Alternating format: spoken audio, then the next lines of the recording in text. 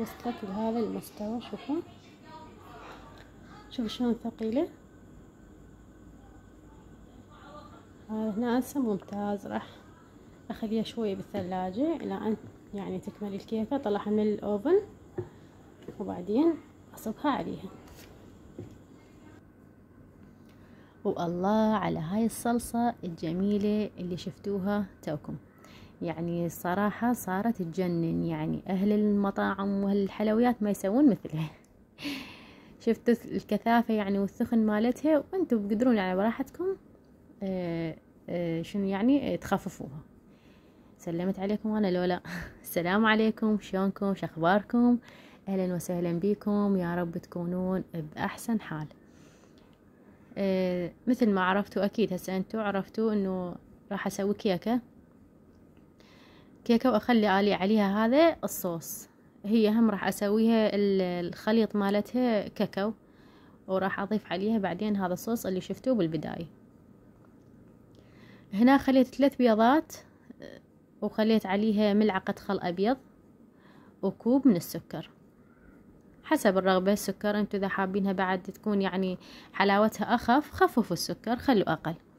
اذا حابينها تكون حلاوتها تخينة يعني هواي حالية ضيفوا كوب.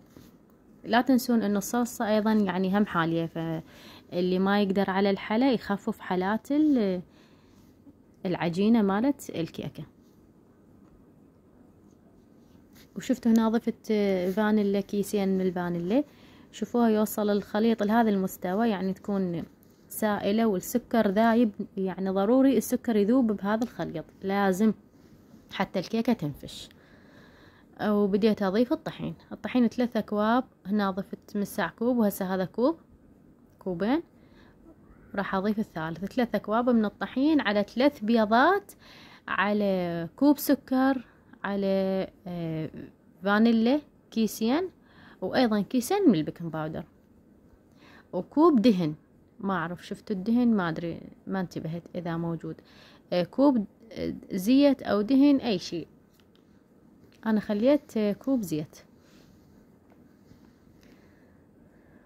وهذا الحليب يعني اكيد القوام راح يصير ثخين، فهذا الحليب انا ابدي اخفف بيه القوام مال الكيكة، لان انا مخليت 3 اكواب طحين، ومجرد خليط البيض وخليط السكر والدهن ما راح يكفي، يعني راح تصير ثقيلة. فخليت خلطت لي نص كوب من الحليب السائل، فقمت اخفف به القوام مال الكيكة.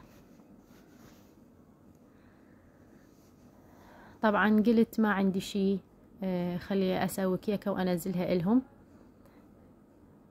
يستاهلون حبايبي. حتى ما تنسوني من اللايك، ضيفوا لي لايك. وهنا انا هشوفوا الكيسين البيكنج باودر.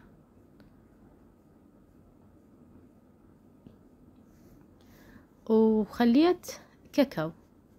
هذا الكاكاو الخام، اذا عندكم كاكاو خام يعني خالص ما مخلوط وياه اي شيء، لا سكر ولا حليب، تخلون فقط ملعقتين. انا خليت 3 فصارت يعني لونها غامق هواي، صارت سودة يعني هواي. فانتوا خلوا خاشوقتين كلش كافي، لانه هذا الخام هنا يعني السواد ماله قوي وخالص ما وياه شي.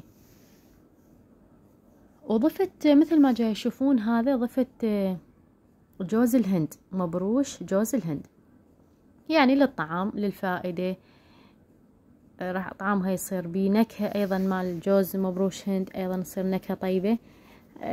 خلوا حسب الرغبة، يعني ايش قد حابين تخلون، نص كوب، ربع كوب. انا تقريبا خليت كوب الا ربع. وهنا أنا دهنت القالب براشي مثل ما يعني موجود عندكم هيك. شوفوا الحواف مال القالب دهنته براشي، ما دهنته لا بزيت ولا طحين. ودخلت الكيكة للفرن، يعني شوية خليت على الجو شعلته اول وبعدين على الفوق. وهنا أنا بديت اسوي الصلصة اللي راح اضيفها على الكيكة من بعد ما تستوي. هنا أنا نخلي 3 ملاعق من الحليب، وكاكاو ملعقتين او 3 حسب رغبتكم، حسب نوع الصلصة تردوها يعني سواد فاحم قوي او تردوه خفيف.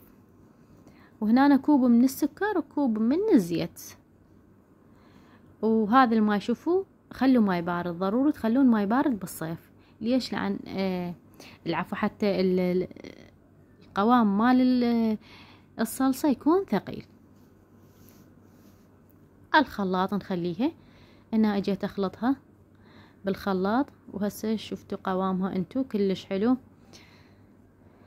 خففيها بالدرجة اللي انتي ترديها، مثلا يعني تردوها اخف من هيجي، خففيها بجمر، خففيها بشوية ماي يعني وهي بداخل الخلاط، حتى ترجعين يعني تخلطين عليها خلطة بسيطة بعدين هي تخف يعني وهي ببطن الخلاط. اذا حابين تخلون يعني هذا الخليط انا اللي سويته هذا صار عندي اكثر من كوب من طلعته يعني وفرغته صار اكثر من كوب، فانتوا حابين تقسمون الخليط بالنص، يعني مثلا تخلون نص جلاس زيت ونص جلاس سكر، ملعقتين حليب، ملعقتين او ملعقة كاكاو. وهنا أنا الصدمة شفتوا الصلصة ما جاي تنزل من الثقل مالتها يعني، وحاولت انزلها هيك اصبها صب ما نزلت. هنا عندي الكيكة دافية مو كلش باردة، دافية خليتها لانه حسبت حساب انه الصلصة ثخينة، على مود بعدين شنو هي تبدي هي شلون تقولون الصلصة تاخذ قوامها من حرارة الكيكة. شفتوا جبت الخاشوقة ونزلتها بالخاشوقة لان ما تنزل صب. هسه شوفوها شلون راح تسيح، يطلع شكلها كلش حلو. وشوفوا شلون عالية ما شاء الله، كلش عالية الكيكة صارت ب3 أكواب من الطحين. ومن داخل ايضا هشة سووها وما تخسرون الطعم، فد شي الاطفال تونسوا عليها، تريقوا بيها، اكلوا من بالليل يعني بيها. من ما سويت انا بالليل سويتها من ورا ما خلصت واستوت. ايضا هم هسه تشوفوني قصيت لهم قطع وزينتها ببعض هاي الكرات الذهبية عندي موجودة.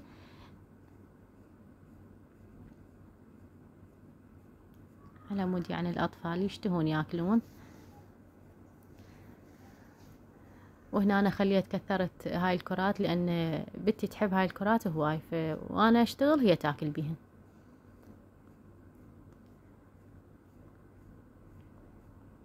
وسهمكم العافية، الكيكة صارت تجنن. هذه الكيكة تنفع عصاري، تنفع خطار يجوكم،